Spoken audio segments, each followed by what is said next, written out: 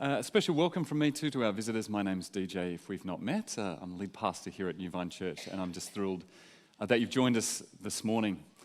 And a big thank you to all of those who joined us or contributed to our Easter services. I thought there were some really wonderful moments over the Easter weekend. I thought Good Friday was really special.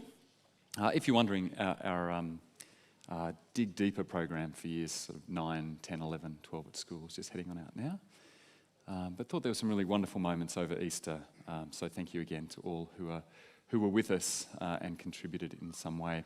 Well, the kids had a bit of a go earlier at defining some of the things that wisdom is and maybe isn't. And we've just also heard some definitions. But I want to throw out the question to you this morning, and that is, what's the difference between being smart and being wise? Or if you like, what's the difference between intelligence and wisdom? Now, I don't usually do this, but we're going to take a moment just to reflect on that, maybe even talk about it. So if you're sitting next to someone that you know and like well enough to turn to them and talk for just 30 seconds about this question, the difference between smart and wise, then now's the moment. If you're not comfortable or you're a deep introvert and this is freaking you out right now, that's okay. Just take a moment to reflect on it quietly where you are. Don't feel like you need to interact with people if that's uncomfortable to you, makes you anxious. But otherwise, just talk about it for a moment.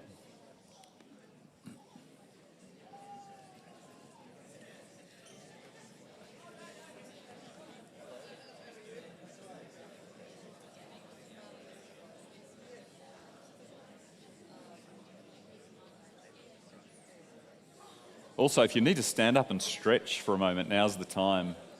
We have been sitting for a while now.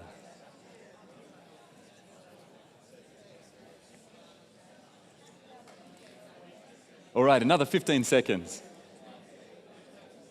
roughly.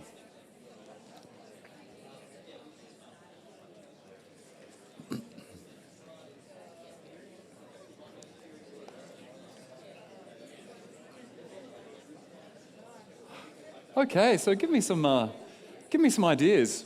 What's the difference between being smart and wise? Who's brave enough to offer their thoughts, call out some ideas? Application. The ability to apply knowledge. Right, so wisdom includes the ability to apply knowledge. Great, thanks, Zach. Anyone else from over here like to? Yeah. Tomato is a fruit. Yes. Wisdom is not putting it in a fruit salad. Love it. If you didn't hear, tomatoes are fruit. We know that tomatoes are fruit, but wisdom means not putting it in a fruit salad. Thanks, Andy. Awesome. It's so good having teachers in the room at moments like this, isn't it? Yeah. What about someone from here? Yes? It's about applying experience, like what you learn from experience to a situation as well. Right, applying knowledge learnt from experience, learning from those experiences and applying them. Yeah, thanks, Maria. That's great. Noel. I reckon when Jesus talked about the guy who heard what he said, and the flood came, one of the men, the house fell and the other stood. So the story from the Gospels where there's two houses that Jesus is talking about. Is that the one who pay attention to what he's been told to do. Right. Obedience. So one was built on the rock of listening, taking on board, doing. What I say and does it. The doing of it. Right, okay. So again, there's that practical application of what's heard or learnt or told. Yeah, great. One more. You don't have to be smart to be wise. That is the wonderful thing about wisdom. You don't have to be super smart to be super wise. Isn't that wonderful? Well, thank you for those definitions. I think what came through there reflects some of what we heard in the Bible Project video, that wisdom is a set of practical skills, some learnt from knowledge, sources, experience, from what we're told and taught, but it's the ability to apply those skills to living well and making good decisions in the world in which we find ourselves. Because I think it's fair to say that if becoming wiser was just about acquiring knowledge, then we should be the wisest generation ever, hands down. Forget Gen X or Z, we should all be Gen Ys. Thank you, Zach. The information at our fingertips is unmatched in human history, isn't it? As we acquire more and more knowledge, shouldn't we be getting wiser and wiser? But is that really happening? We live in a world where we have to have warnings on our coffee cups that they may contain hot drinks. This is an Australian one. And I don't speak much French, but I'm pretty sure there's a double shot of extra fun going on in that French one there, right? Someone might like to translate for us later. And also, our packets of peanuts contain warnings that they contain nuts. What's nuts about that picture? Here's a few others that my lovely wife helped me find last night.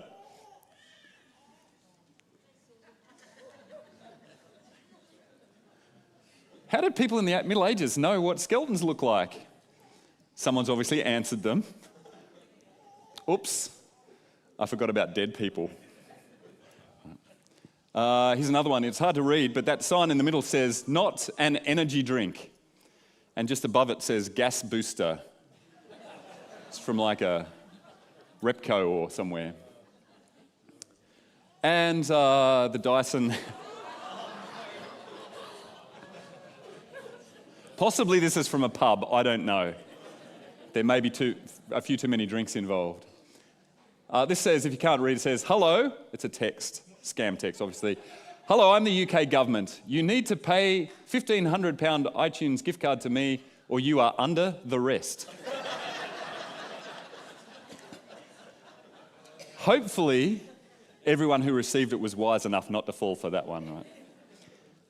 "Man digs 12-foot hole without realising his metal detector was picking up his steel cap boots."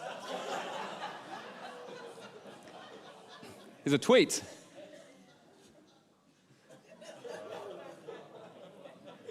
I think someone needs to write their grammar a little bit there. And then finally this one. I think it's meant to spell moron, but the irony is obvious. Well, finally, a couple of my favourites. Some lovely irony there. The Specsavers van. And then this one up the top says, "Secret forces being not so secretive." Hope you can make that out. But the one that took the cake for me of all that we dug up last night was this one here.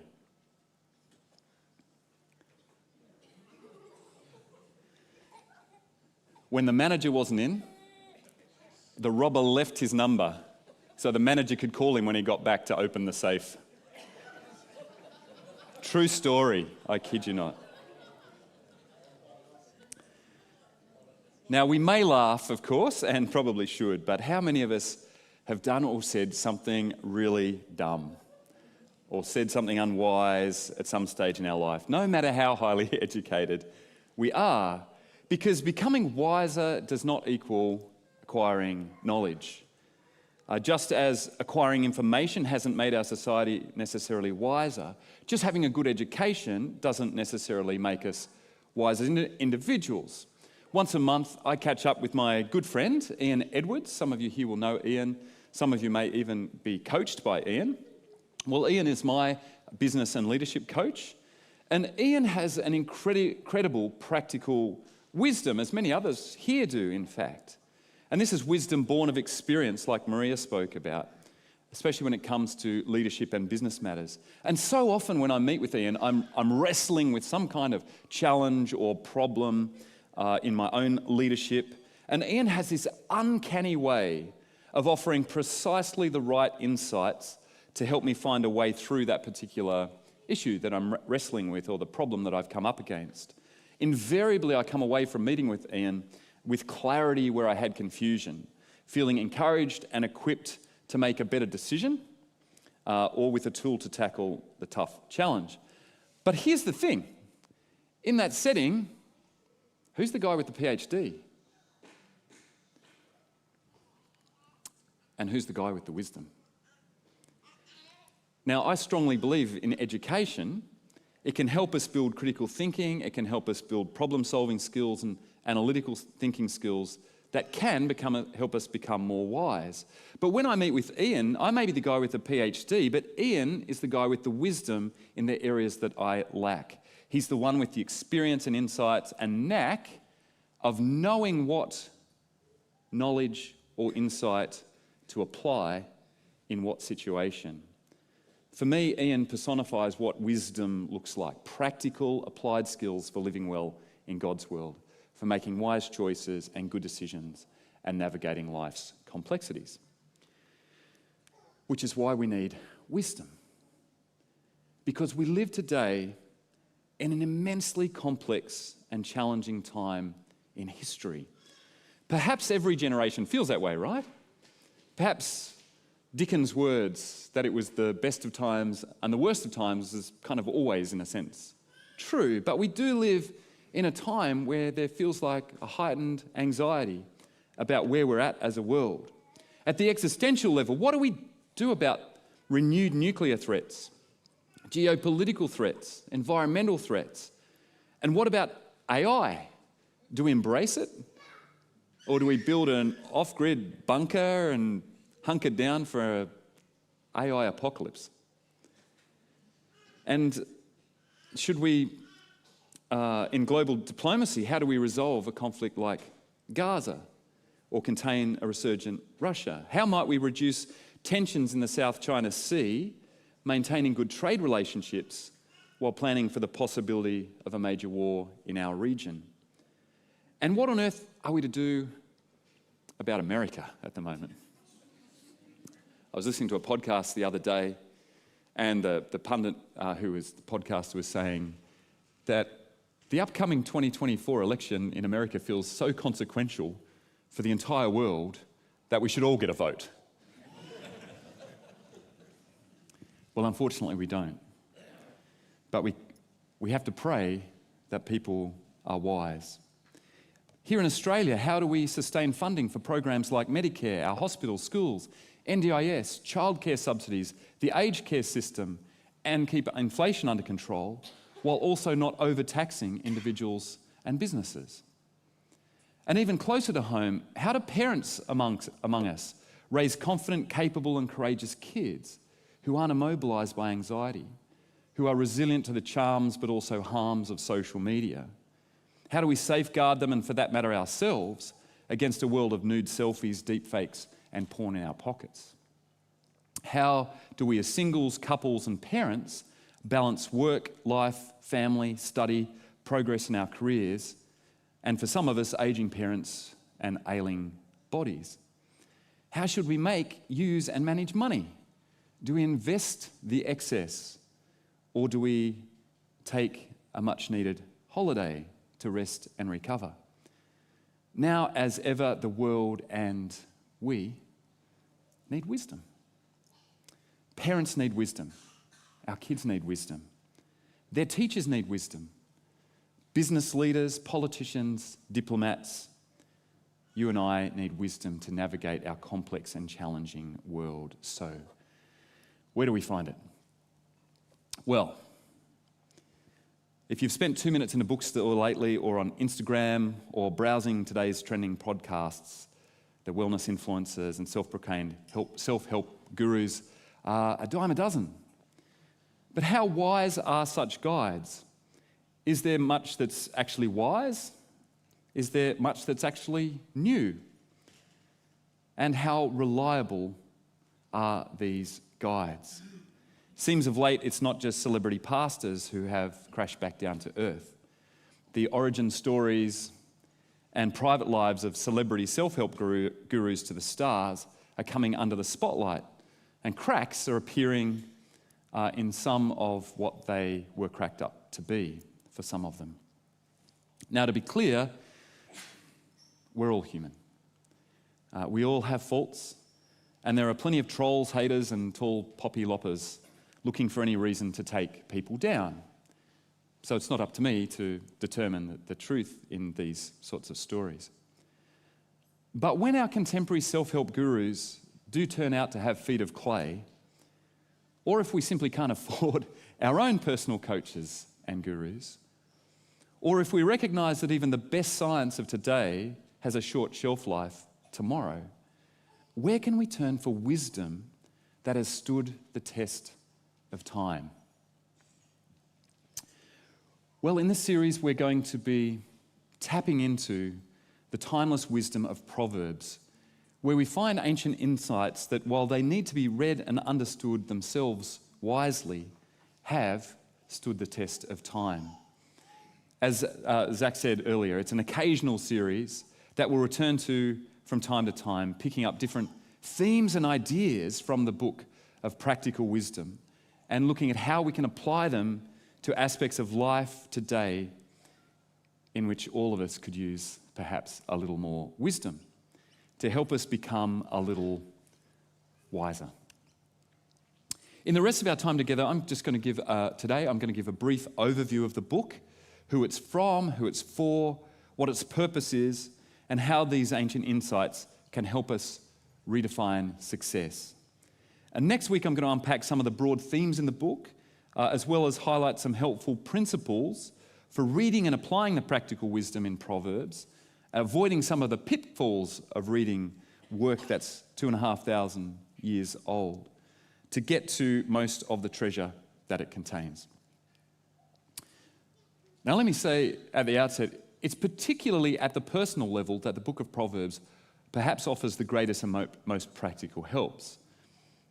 In other words, for you and me.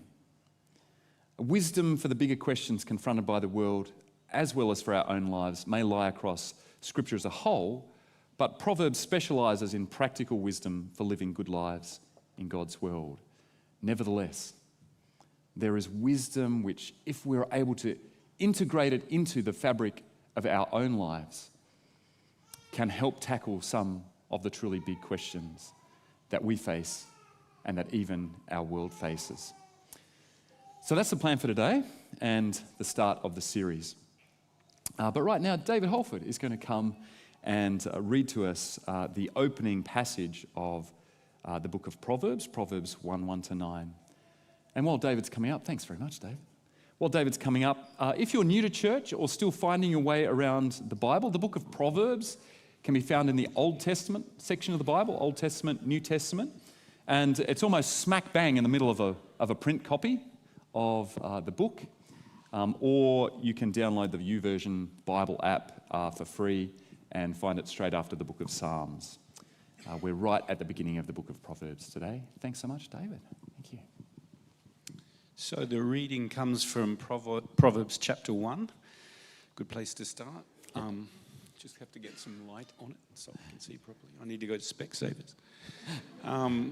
So, Proverbs chapter 1, verses 1-9. These are the Proverbs of Solomon, David's son, king of Israel. Carry on. Their purpose is to teach people wisdom and discipline, to help them understand the insights of the wise. Their purpose is to teach people to live disciplined and successful lives, to help them do what is right, just, and fair. These proverbs will give insight to the simple, knowledge and discernment to the young. Let the wise listen to these proverbs and become even wiser. Let those with understanding receive guidance by exploring the meaning in these proverbs and parables, the words of the wise and their riddles. Fear of the Lord is the foundation of true knowledge, but fools despise wisdom and discipline. My child, listen when your father corrects you. Don't neglect your mother's instruction. What you learn from them will crown you with grace and be a chain of honor around your neck. Wonderful. Thanks so much, David. Much appreciated. Well, this passage is known as the prologue to Proverbs, and it commences the introduction, which, as we saw in the Bible Project video, spans the first sort of 9 chapters of the book as a whole, before you get to what we often regard as the Proverbs proper, those sort of brief, succinct sayings that are made kind of poetically to be memorable, and little nuggets of wisdom that you can recall in certain moments when you're looking for that wisdom to apply in a situation. So just in the next few minutes, we're going to briefly unpack some of the key info from this prologue to the Proverbs to help us understand who they're from, who they're for, to help us understand how they can better define what a good life looks for us today. That sound okay? All right, let's keep going. So who wrote the Proverbs? As we saw in the Bible Project video, the opening sentence of the book of Proverbs associates it with Solomon, the ancient king of Israel, who probably reigned from about 960 BC for about 40 years. Now, despite the fact that some of his later decisions in life, including his many marriages, may not have been the most wise decisions one could make, Solomon was revered as the high king, the high watermark, if you like, of wise rulers in the Old Testament, the patron saint, if you like, of wisdom in the ancient Israelite tradition. But as Tim Mackey said in the Bible Project, the reference to Solomon in verse 1 doesn't necessarily mean that Solomon wrote the book itself. In fact, there's lots of evidence to suggest that that's not the case, even on face value, but certainly with recent scholarship. He may have, of course, composed a number of the Proverbs. He may have even collected a number of the Proverbs in the book, but we know that there's at least 2 other authors mentioned in the book who we heard about in the video before, Agur and Lemuel. So more likely, the sayings come from various sources and periods, and the first sentence should be understood as a dedication to Solomon, this patron saint of wisdom, to encourage the listeners to think that if they want to be wise, like Solomon, here are the Proverbs to which they should pay attention.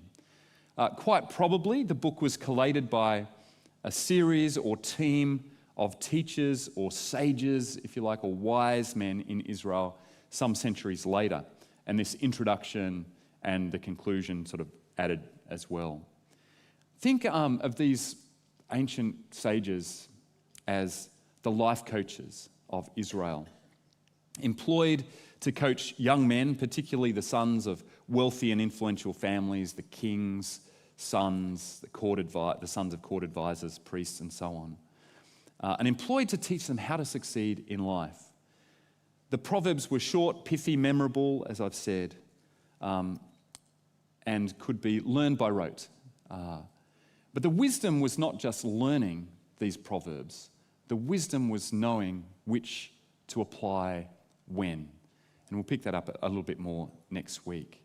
But they're meant to be able to be recalled to mind so the student can choose rightly in that moment, or to shape their behaviour over time. So one way of thinking about Proverbs as a book is a bit like this. Every year, Ian Edwards, my life coach, publishes a book of his coaching tools and his wisdom, and he calls it 5 Keys to Successful Business Coaching. Some of it's his own work, some of it is gathered from other sources into one place.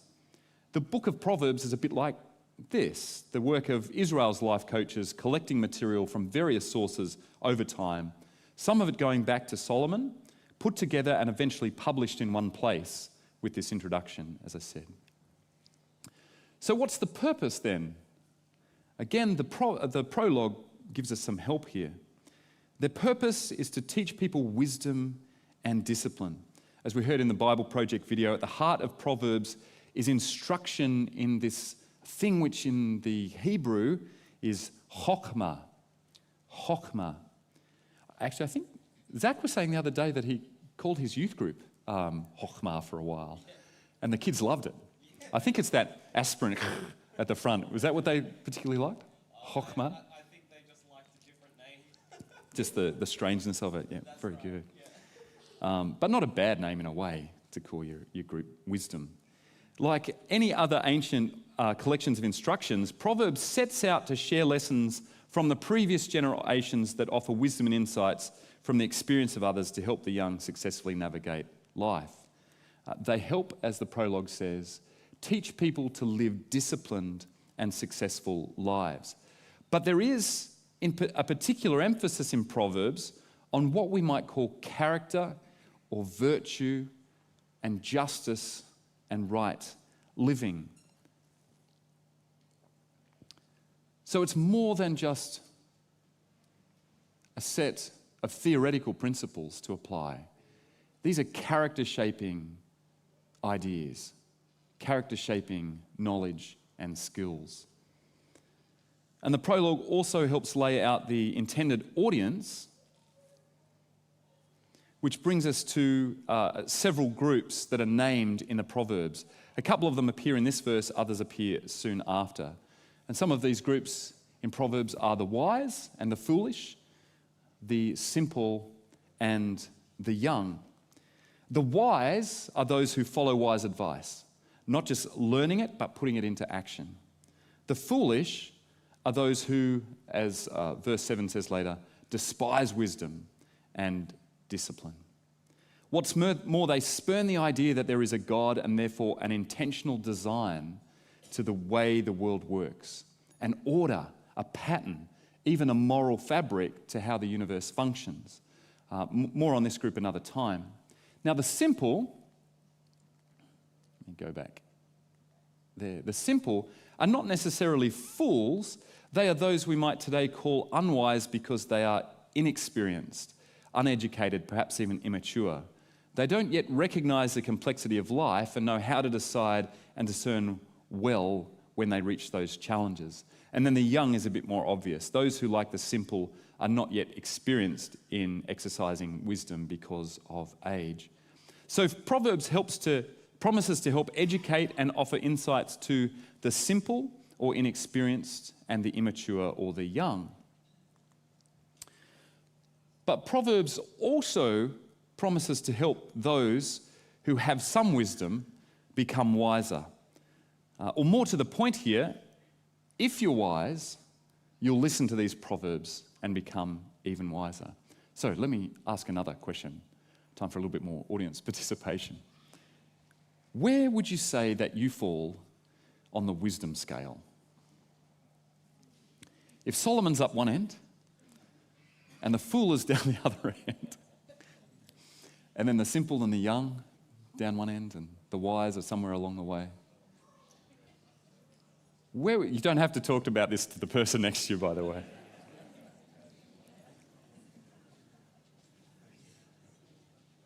I mean, if you think about it for a minute, you're possibly thinking that it depends on what areas of your life you're thinking about.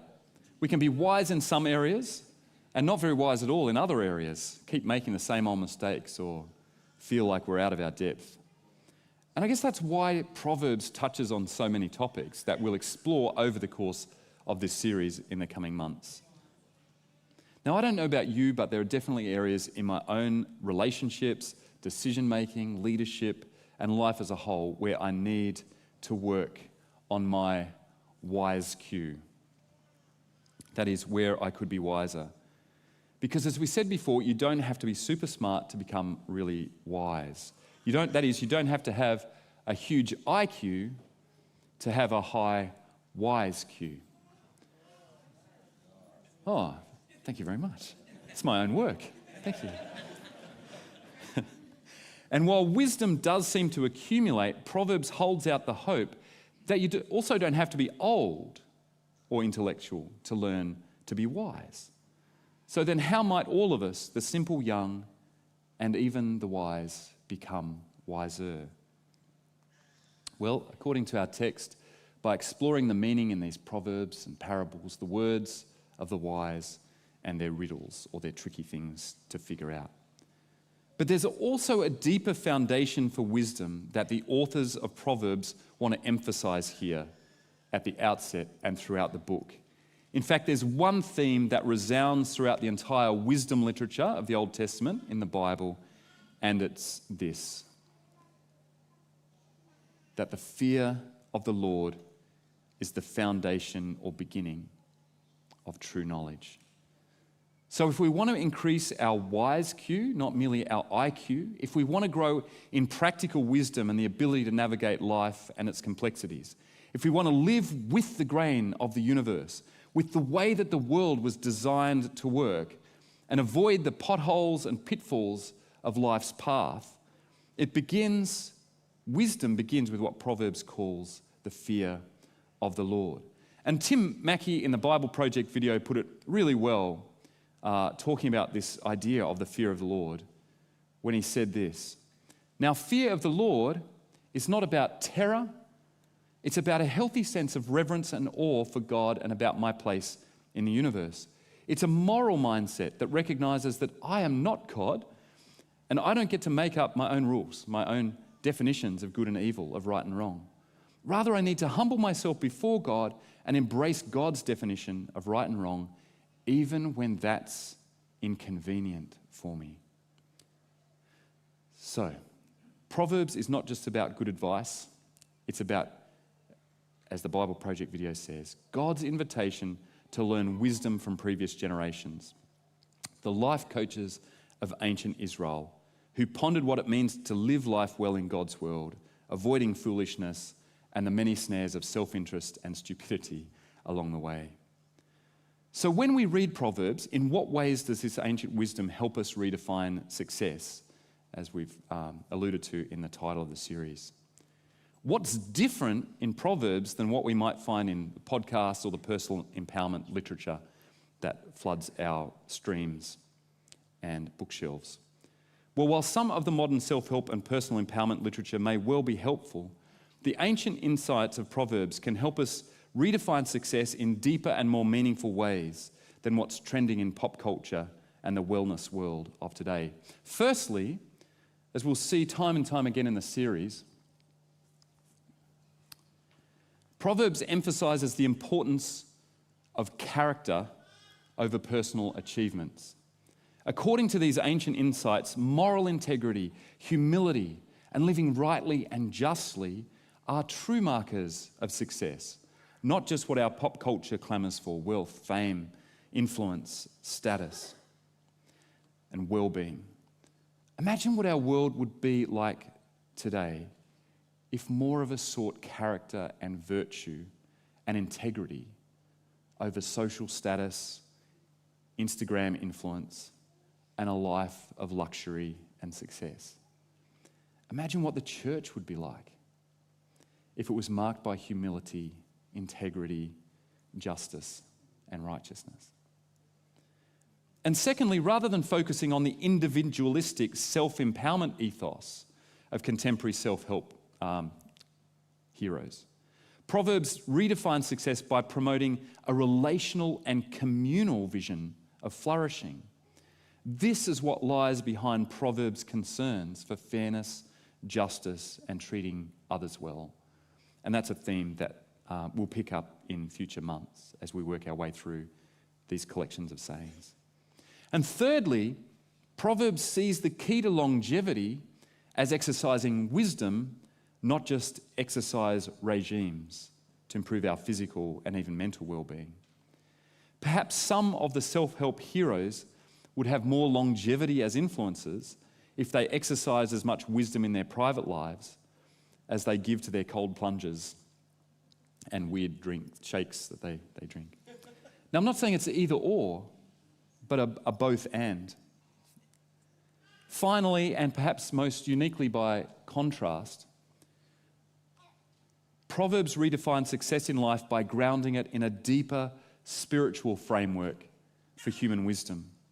While secular self-help literature focuses on personal goals and aspirations, finding happiness, not giving a flip, and physical and mental well-being, perhaps all good things in and of themselves, Proverbs goes further and situates success within the context of divine wisdom, helping us to align our lives with the grain of God's good world and the underlying ethos woven into the fabric of the universe itself. This perspective on success doesn't just give helpful advice, it helps us tap into what C.S. Lewis called in his Narnia Chronicles the deep magic of the world. In other words, a deeper wisdom that's available than anywhere else. One of the most famous passages in Proverbs, a little later in the introduction, says, some of you will know it by heart. Trust in the Lord with all your heart and lean not on your own understanding. In all your ways submit to him, and he will make your paths straight. Doing so taps into an X factor in life. All the human wisdom in the world cannot guide you or I with the same wisdom as the one who sees the end from the beginning, the eternal from every moment in time, and knows what is really best for us. There have been times in Lou and my life where we couldn't shake the sense that God was saying to do something that ran contrary to the very best wisdom that we could muster. But when we took the step and leaned not on our own understanding, it was clear that God was taking us down a better or truer path than we would have chosen otherwise. And perhaps you've had an experience like that, or perhaps you will in time if you take this advice from the ancient sages. Well, all of that doesn't mean that reading these ancient insights is entirely straightforward. We live 2,500 to 3,000 years from when many of these proverbs were written and collected. And like much of the Old Testament, they were written initially a long time ago in a cultural galaxy far, far away. So it's easy to make mistakes in reading the Proverbs. And yet, read wisely, the wisdom here can be transformational. So next week, we're going to pick up this introduction by looking at some of the principles for reading Proverbs well and wisely, some of the key themes and other material in the introductory chapters. And as the band comes back up on stage, let me close with just a few, reflection questions. How high is your wise Q? And if you're not a 10 in all areas, in what areas do you need more wisdom?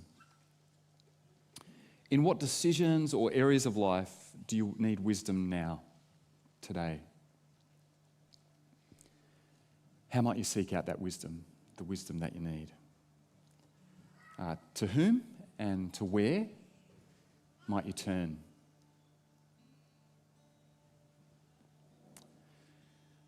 Well, a great place to start is right here with these ancient insights that have stood the test of time, that have been infused with divine wisdom and preserved for us so that we might learn from the generations who've gone before us to help us rightly define what a good life can look like even today. So, how will you draw on Scripture, especially this book of Proverbs, to be wiser? I'll leave those questions with you. Thanks, team.